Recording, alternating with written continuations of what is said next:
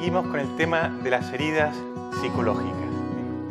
En la primera sesión vimos las heridas como una discontinuidad en los procesos mentales, así fueron definidas.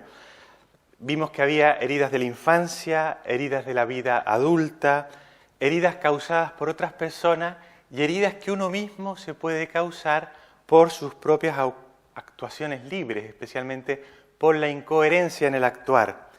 Destacamos lo que llamamos las heridas de la vida cotidiana, esos pequeños roces o no tan pequeños de cada día, particularmente el sentirse rechazados. Mencionamos la resiliencia como esa capacidad de resurgir desde la herida. Vimos que había 4 tipos de resiliencia clásicas: la resiliencia física, la resiliencia cognitiva, la resiliencia emocional y espiritual. Y un 5º tipo de resiliencia que llamé resiliencia transformativa. Lo que hace la gracia de Dios en nosotros que nos transforma, porque estamos llamados a una vida que va más allá de la vida humana, la vida sobrenatural. El esquema de esta sesión será el que pueden ver, ¿no? Sanar las heridas con ciencia y fe, tan importante utilizar las dos cosas que nunca se contradicen. Cómo modificar las actitudes, que es la clave, porque la herida misma ya está. Y cuándo acudir y en qué momento a los profesionales de la salud. Lo primero de todo es hacer bien el diagnóstico. ¿Qué es lo que ha pasado? Siendo acogedores, sabiendo escuchar, observando, teniendo tiempo para la otra persona. Recuerdo en un servicio de urgencia un paciente que recibimos, que era un joven, un chico joven, que llegó muy grave. En realidad llegó prácticamente sin vida, por lo menos sin señales de vida, muy blanco, y tenía, al verle, al observarle, una pequeña herida, pero de nada, a la altura del corazón, aquí, a la izquierda, en el tórax, y nada más, ¿no? Recuerdo también que el cirujano de turno, nada más entrar, lo vio y lo trasladamos al pabellón quirúrgico, donde en muy poco tiempo le estábamos operando. En menos de 5 minutos ya estaba operándose. Era lo que en medicina se llama una herida penetrante cardíaca, que puede ser por cuchillo, arma blanca o arma de fuego. Una cosa muy pequeña quizás, pero que entra y perfora el corazón. El paciente sobrevivió. Las heridas psicológicas más graves también son penetrantes cardíacas.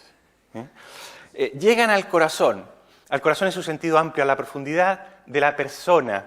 No solo hieren la afectividad, como la metáfora del mundo, la metáfora del corazón que se utiliza para la afectividad, el mundo afectivo, sino que también en la profundidad de la mente, en pensamientos o creencias que pueden quedar allí incrustadas y que pueden ser tóxicas. En ocasiones, esas creencias, esos pensamientos, esos modos de actuar muy internos de los procesos mentales pueden estar favorecidos por las actuaciones libres de la persona. En todo esto, el acompañamiento espiritual será como una visita al interior de la persona. Una visita muy peculiar porque quien guía es el dueño de casa, es una visita guiada, pero el que guía es el dueño de casa. Desde fuera, uno como persona que acompaña, que ayuda a la otra, puede hacer observaciones, preguntas para conocer mejor, pedir que se encienda una luz o se abra una determinada puerta, pero las llaves las conserva la persona. Y se trata de facilitarle que abra las puertas.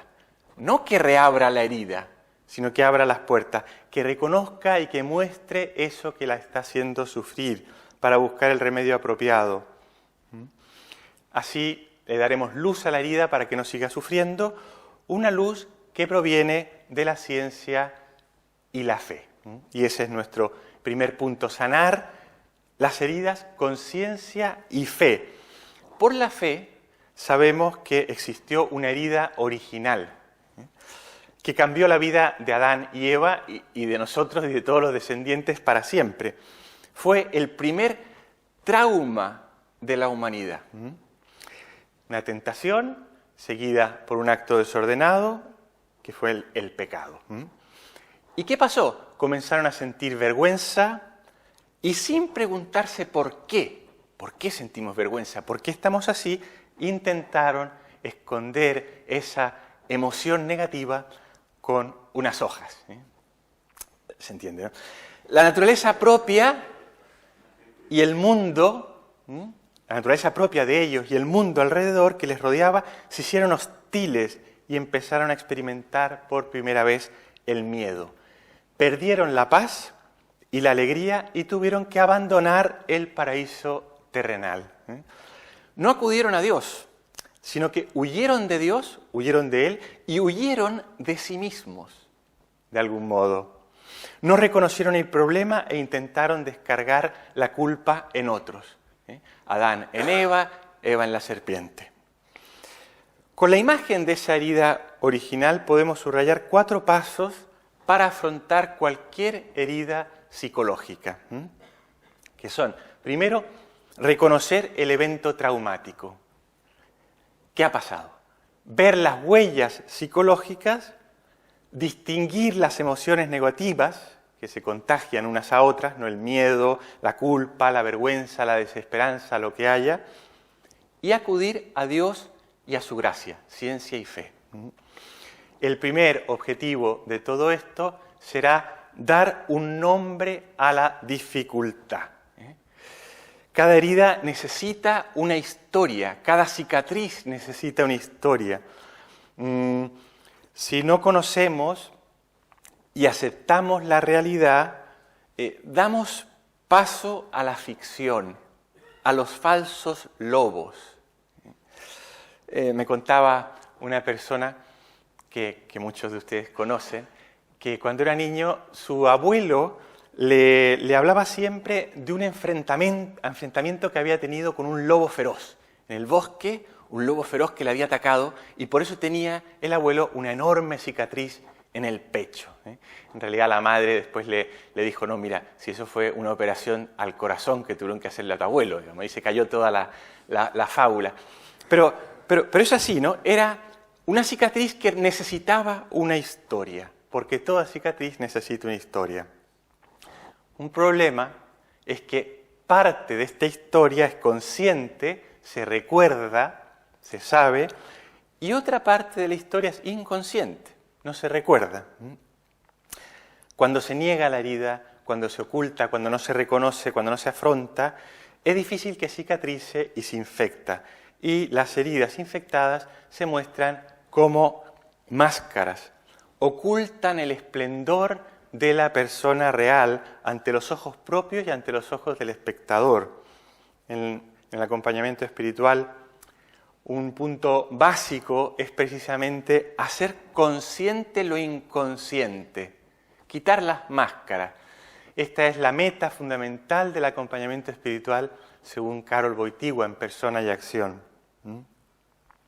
Cuando algo de otras personas, cuando algo de alguien que nos pide ayuda, o también de nosotros mismos, nos llama la atención, esos son máscaras. Un enfado curioso, una señal de agresión, una falta de respeto. Y allí, pues vale la pena, abrir la puerta a este asunto, dejar que se abra la puerta y plantearnos, ¿no? ¿Qué puede estar sintiendo la persona? ¿Qué puede estar queriendo hacer o qué necesita? Preguntas que uno tiene que hacerse, ¿no? Ante alguien que tiene estas reacciones, estas máscaras. ¿Qué me está tratando de expresar? ¿Por qué está reaccionando de este modo?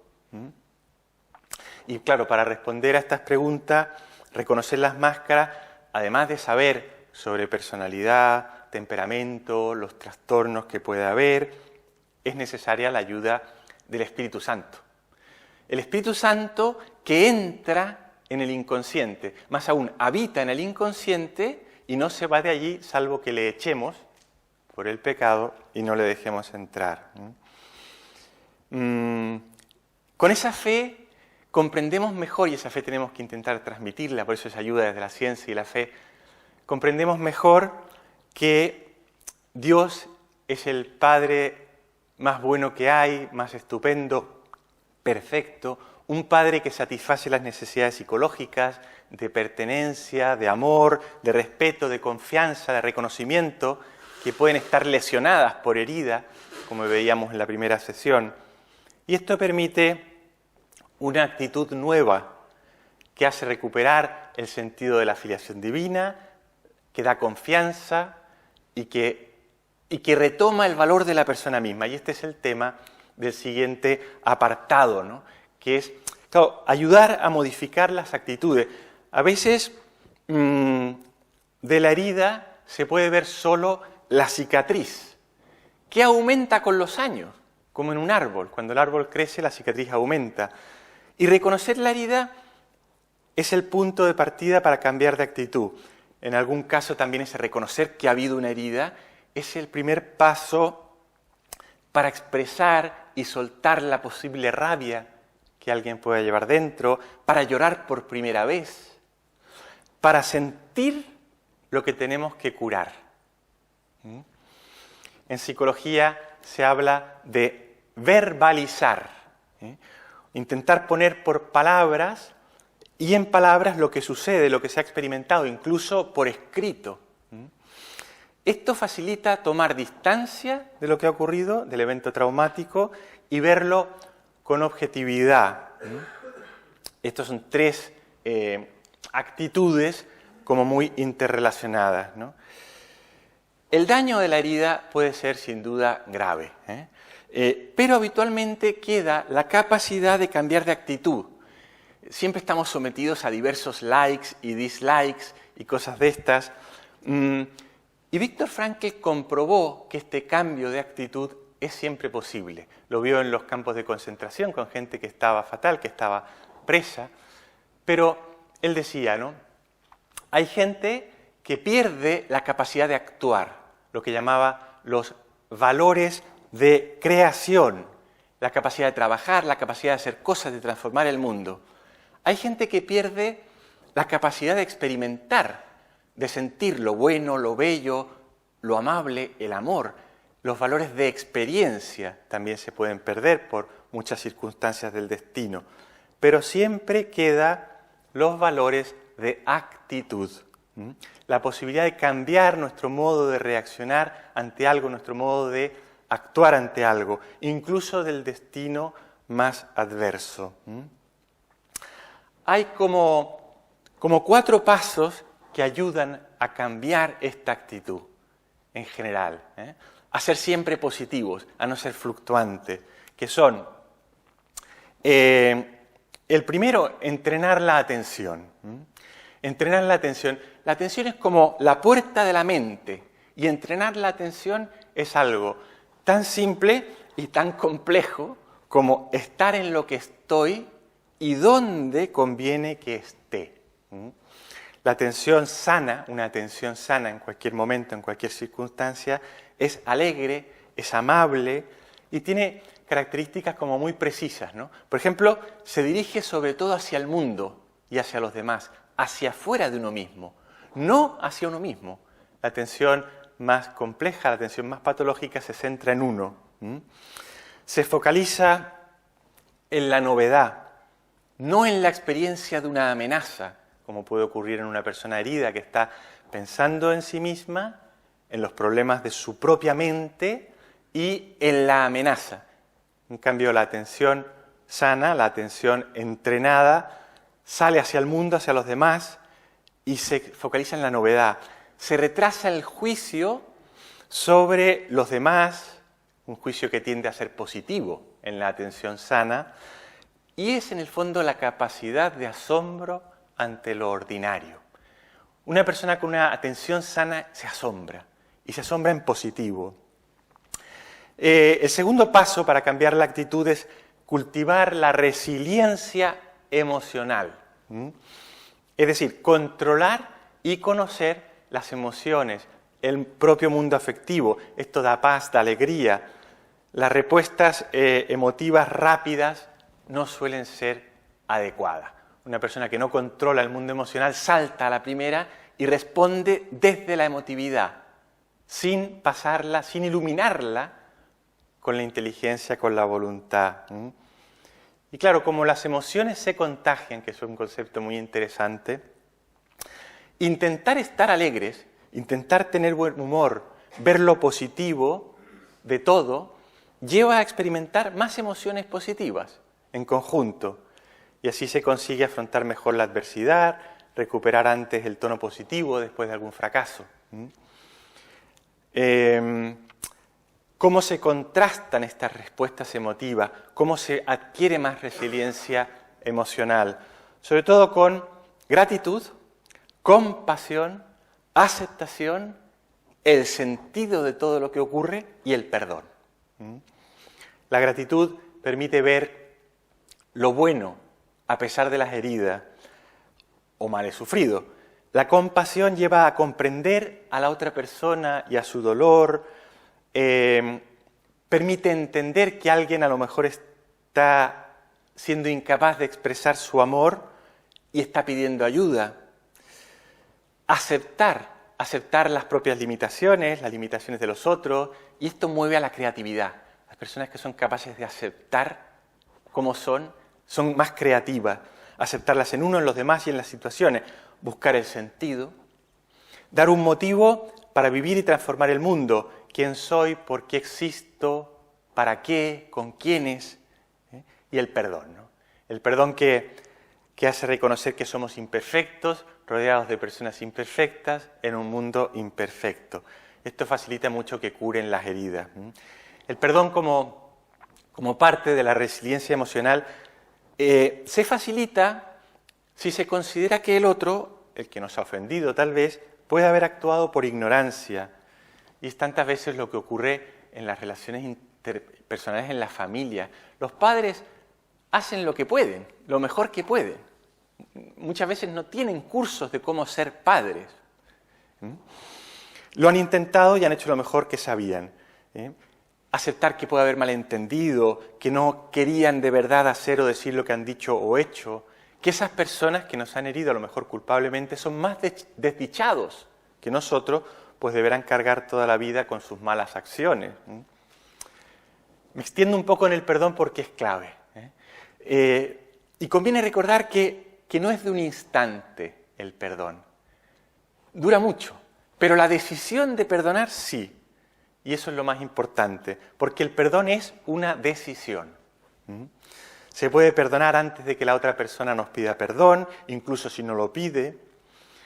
Algunos aconsejan como aspecto práctico escribir lo ocurrido en una carta imaginaria a la persona que nos ha agredido.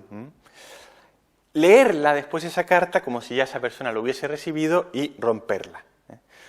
O sea, el perdón es una elección voluntaria y libre que tiende a anular toda esa emotividad negativa que carga y que pesa tanto, que acompaña las heridas, la rabia, la hostilidad, la sensación de víctima, que llenan de depresión y de ansiedad, mantienen el daño, producen problemas de sueño, aumentan el estrés, que a su vez genera cortisol y favorece enfermedades de todo tipo, como tumores, hipertensión, problemas de corazón, etc., ¿no? Considerarse víctima por toda la vida es un mecanismo de defensa muy perjudicial. No vale la pena. Favorece una autoestima baja, no quererse, ni respetarse, ni enfrentar el propio dolor para crecer. En cambio, el perdón de los demás ayuda a salir de todo esto. El perdón de los demás requiere perdón de uno mismo también, que puede ser aceptarse a uno mismo.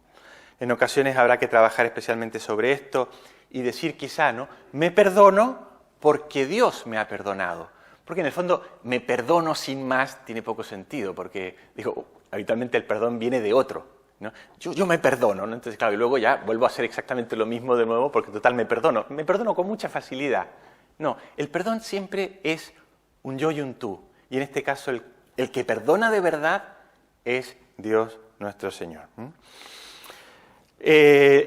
tercer punto son las actividades de cuerpo y alma. ¿A qué me refiero? Profundizar en el sentido de la vida, cuidar el cuerpo, cuidar el alma. Toda práctica de piedad, cuando se incluye el cuerpo, digamos, el ser entero de la persona, se transforma en un momento de paz. Es clave que las prácticas de piedad, nuestras normas que hacemos cada día, sean un momento de paz, un momento de serenidad, de encuentro con Dios. Y el último punto es conseguir hábitos saludables. Está todo relacionado. Muchos aspectos, ¿no? Desde el cuidado del peso corporal, el dejar de fumar, ser menos sedentarios, todo esto da un impulso a la forma de afrontar los problemas de la vida. De manera práctica, algo que ayuda bastante es el contacto frecuente con la naturaleza. Ojalá a diario, con alguna actividad también que muestre la belleza, lo que es bello, escuchar música, admirar una obra de arte, una buena lectura, etc., ¿no? Como curiosidad, en los hospitales se ha visto, hay algunos estudios que lo han demostrado, que las personas que desde su cama de hospital han sido operadas, tienen una herida, tienen mejor vista, la herida cicatriza antes y mejor. Bien, la actitud que abarca todas las anteriores y todas estas actitudes de las que hemos venido hablando es encontrar el sentido de la vida. No podemos ser como Sísifo, condenado a subir una piedra a la cima de la montaña y dejarla caer. El sentido no está en el pasado, el sentido está en el presente. En un presente lleno de amor, de sacrificio, con los demás y para los demás. Cada actitud, incluso el perdón, para ser auténtica, ha de tener sentido.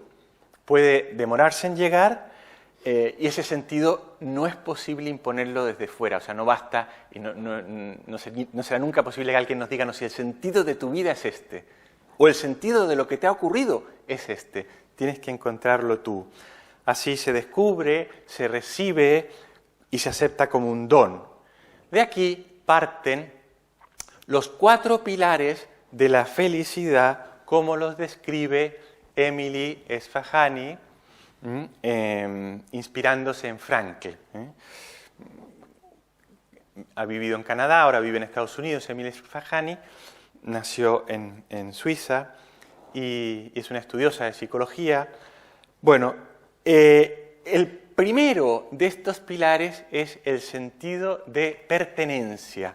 En su sentido más profundo, toda persona necesita querer y sentirse querida, alguien que afirme su valor, incluso desde antes de nacer. Y el marco natural para este pilar es la familia, que acoge a los hijos, los acompaña en el crecimiento, reafirmando su autoestima. El segundo está más relacionado con el significado, que es el significado de la vida, y es el propósito. El proyecto o misión que guía cada uno de mis pasos. El tercero es la trascendencia. El contacto con la trascendencia es salir de uno mismo, abrirse a los demás, abrirse a Dios y dar espacio al silencio, que es fundamental para la trascendencia, para tener experiencias trascendentes. El cuarto es la narrativa, que es muy interesante, ¿no? Que es la forma en que nos contamos nuestra propia historia. ¿Qué es lo que nos ha ocurrido? ¿Qué es lo que nos ha pasado? ¿Quiénes somos? ¿Por qué estoy aquí? Una historia que incluye traumas, conflictos. Significa conocer nuestra historia y asumirla, sabiendo que sin cambiar esa historia, porque no se puede cambiar, podemos interpretarla de un modo distinto, con una actitud más positiva, ¿no? Esto lo traduciría, ¿no?, en dejar el pasado en las manos misericordiosas de Dios, el futuro en su providencia y concentrarnos en el presente, un presente de amor a Dios que nos sostiene. Estos son los pilares de la felicidad. Una actitud clave es la esperanza y la aceptación. para transmitirla, para tenerla en cuenta. Tantos jóvenes que han sufrido heridas muy importantes pueden adquirir la fuerza que les haga resurgir de ella con esperanza, siendo aceptados, siendo segurizados, dice Boris Cyrulnik, un gran estudioso psiquiatra francés de las heridas y de la resiliencia, ¿no? Siendo segurizados, que reciban seguridad en sí mismos y que aprendan, que tengan una educación abierta a la contemplación, al arte, a la belleza, al bien, que abra las puertas al sentido trascendente y a los demás. Esto lo podemos ver ejemplificado en un relato de Guerra y Paz que muchos recordarán, ¿no? Natasha, la joven protagonista, está triste y decaída por la muerte del príncipe Andrei. Su gran amor, pero también está llena de celos, porque el príncipe Andrei estaba prometido con la princesa Mari, su competidora, digamos, ¿no? Y se encuentra en esa situación destruida por dentro, por la muerte de quien amaba y por los celos. Y así comienza a cuidar a su madre, que enferma de seriedad, ¿no? Y Tolstoy comenta la escena, La herida que había arrancado media vida a la condesa, a la madre de Natasha, hizo resucitar a Natasha.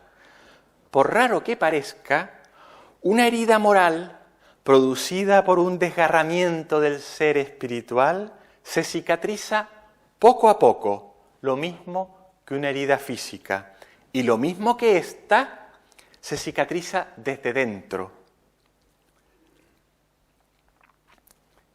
Así fue como se cicatrizó la herida de Natasha, gracias a la fuerza de la vida que pugnaba por salir.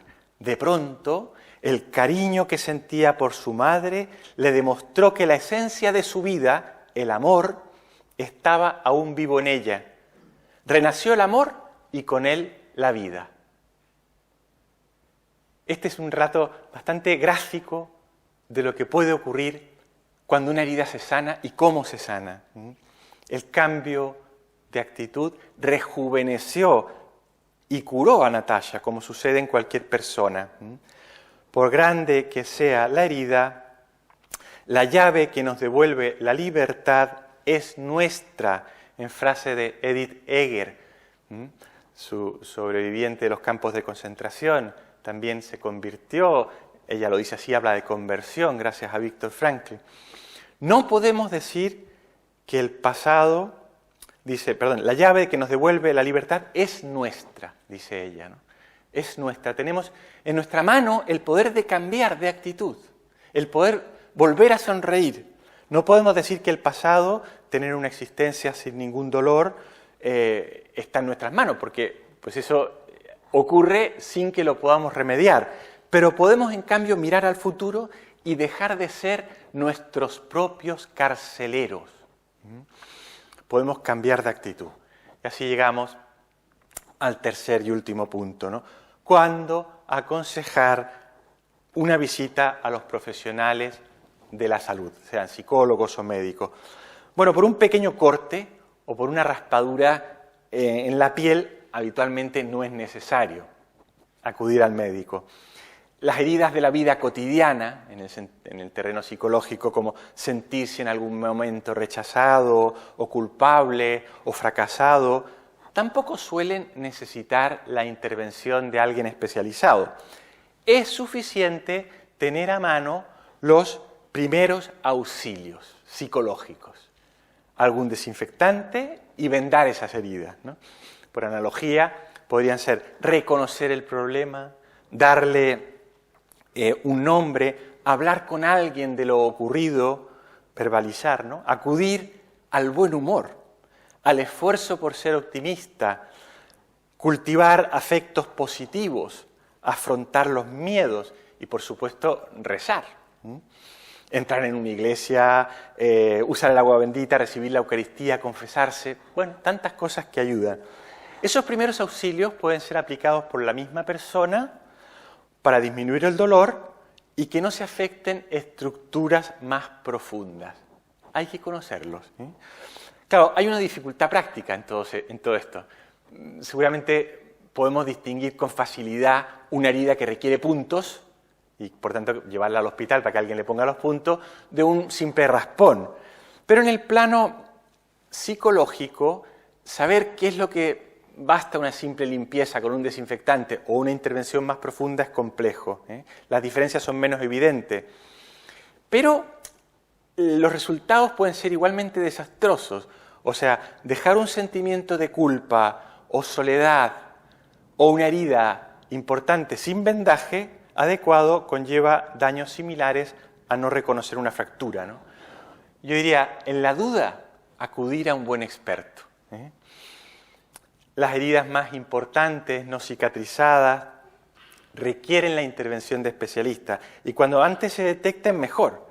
Porque si se hacen crónicas, dan lugar a problemas de personalidad difíciles de revertir. Y esas alteraciones del modo de ser, los trastornos de personalidad, llevan con frecuencia a otros problemas psicológicos, ¿no? Los especialistas médicos, psicólogos, psicoterapeutas, coach profesionales o consejeros profesionales están más capacitados para profundizar en los terrenos de la psique, ¿no? ¿Qué podemos hacer nosotros? Estar muy atentos a las alarmas, que pueden paralizar. Una alarma puede paralizar y convertirse ella misma, dejar de ser alarma, en fuego que quema. Hay numerosas técnicas que ayudan, técnicas de relajación, el mindfulness del que alguna vez hemos hablado. Bien, todo esto busca regular las emociones. Existen también medicamentos que pueden ser útiles. No se trata de usar un fármaco que anestesie, porque además no existen, serán muy poco eficaces, ¿no? Sino que cuando se utilizan medicamentos, en el caso de las heridas, ayudan a comprender, a tomar distancia de lo ocurrido, a llevar de nuevo las riendas de la vida. Y esto es lo que favorece la curación de la herida. Pero para seguir con la pregunta, ¿no? ¿Cuándo sugerir la visita a un especialista? Bueno, pues cuando se ven las máscaras o las alarmas. En particular, se puede hablar de una tetralogía de rasgos peligrosos, así la llama Enrique Rojas, ¿no? Que son inseguridades exageradas, complejo de inferioridad que se mantiene en el tiempo, inestabilidad emocional, altos y bajos, fluctuaciones sin sentido y sin razón clara, y incapacidad para digerir el pasado. Queda allí como un peso en el estómago. Las excesivas máscaras, las alarmas o las heridas no curadas desembocan, decíamos, en los trastornos de personalidad, que es todavía más evidente que hay que acudir a un especialista porque son enfermedades del modo de ser, clasificadas en 3 grupos, que son personas que llaman la atención por ser excesivamente extrañas. 1, grupo A, ¿no? Clúster A, se dice a veces en inglés, ¿no? O personas muy emotivas, clúster B, o muy ansiosas, muy miedosas, muy asustadizas, clúster C. Ahora, además de saber si hay que ir o no al especialista, hay que saber cuándo hacerlo, cuándo llevar a la persona, cuándo acudir a este especialista, en qué momento. No es fácil, pero pienso que se pueden dar algunas orientaciones para poder poner más medios ante un dolor psicológico o espiritual causado por heridas, ¿no? Frankl, mencionando los síntomas depresivos, dice que son como una marea baja. Y podríamos decir, la marea no puede estar baja por más de 2 semanas, por dar, digamos, como un plazo. Claro, dependerá del tipo de dolor, si es constante, si impide realizar las normales actividades, cuánto repercute en las tareas y en las relaciones interpersonales, pero no conviene dejar la marea baja por mucho tiempo.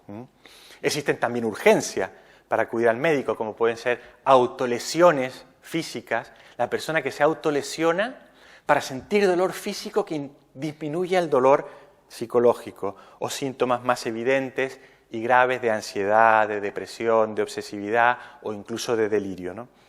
El acompañamiento espiritual, y ya vamos acabando, por su parte, siempre tendrá utilidad en las heridas, probablemente desde el principio, Y quien acompaña a una persona con heridas, una tarea importante que tiene que hacer es reconocer las propias barreras o pensamientos más o menos conscientes del estilo de lo siguiente, ¿no? No seré capaz de ayudar, esto me supera, no estoy seguro si molestaré, no veo claro qué hacer. Son barreras que uno puede tener para ayudar. Y vale la pena entonces tener muy presente de nuevo que aunque no podamos remediar alguna herida, siempre se puede acoger, escuchar y acompañar al otro. Esto se resume en 4 disposiciones que conviene fomentar. Reconocer el sufrimiento de la otra persona, captar el dolor del otro aunque nos parezca pequeño o exagerado, admitir y validar el sufrimiento, que una experiencia subjetiva de dolor ha tenido lugar. Yo también la acepto, decirle a la persona, la veo y te comprendo, sin culpar precipitadamente a nadie, sino a la situación. Centrar la atención en la persona que sufre y no en los que la han hecho sufrir. Afirmarse, por tanto, en la intención de ayudar, aunque sintamos que es poco lo que podemos hacer, que no somos capaces o que no va a servir. Escuchar y comprender siempre es posible y así se disminuye efectivamente el dolor. Nos pueden asaltar las dudas, ¿no? Si puedo hacer algo o no. Este caso me supera, pero no hay casos. Hay hijos de Dios, hay personas que me han pedido ayuda. El médico cirujano del principio que operó esa penetrante cardíaca y salvó la vida a esa persona cuando estábamos haciendo el lavado quirúrgico en 2 segundos antes de entrar a operar, le preguntó el segundo de a bordo de la operación, yo era el tercero, ¿cuántas operaciones de estas has hecho? Y dijo, es la primera. Y ahí se lanzó a operar el corazón. Claro, si espera 1 minuto más se muere. Bien, llegamos a las conclusiones con un ejemplo de barcos. El 23 de marzo del 2021, la nave Ever Given, con sus 265.000 toneladas, 400 metros de largo, casi 2 veces la Basílica de San Pedro, que iba de Malasia a Rotterdam, encalló en el canal de Suez por una ráfaga de viento. Y para salir se necesitaron varios días, mucho esfuerzo, la ayuda de un montón de remolcadores externos y esperar a que llegara la marea alta. La barca tenía, el Ever Given, los motores encendidos y hacía ella misma lo que podía, como una persona herida, que necesita tiempo, paciencia, a veces un equipo de personas que le ayuden a volver a navegar, contando con que la persona abra la puerta. Mejor habría sido, sin duda, que el barco no encallara y nosotros tenemos la responsabilidad de ayudar a muchos a llevar bien el timón de su vida. Conocer, por tanto, y cuidar las medidas para prevenir las heridas, especialmente en los niños, conocer también los primeros auxilios, fomentar la coherencia y las virtudes que tienen la fuerza de muchos remolcadores. Y siempre, pero más al acompañar a personas heridas, procurar ser positivos, encontrar lo bueno en cada persona, cuidar los gestos, el lenguaje, sonreír, crecer en empatía. Por último, tener y transmitir mucha esperanza y confianza en Dios, que son esenciales para navegar alegre. Santo Tomás comenta en la Suma que el hundimiento de una nave puede ser por causa del piloto, pero añade, Dios nunca falla a la hora de hacer lo que es necesario para la salvación. Bien, pues esto es lo que quería decirles. Gracias.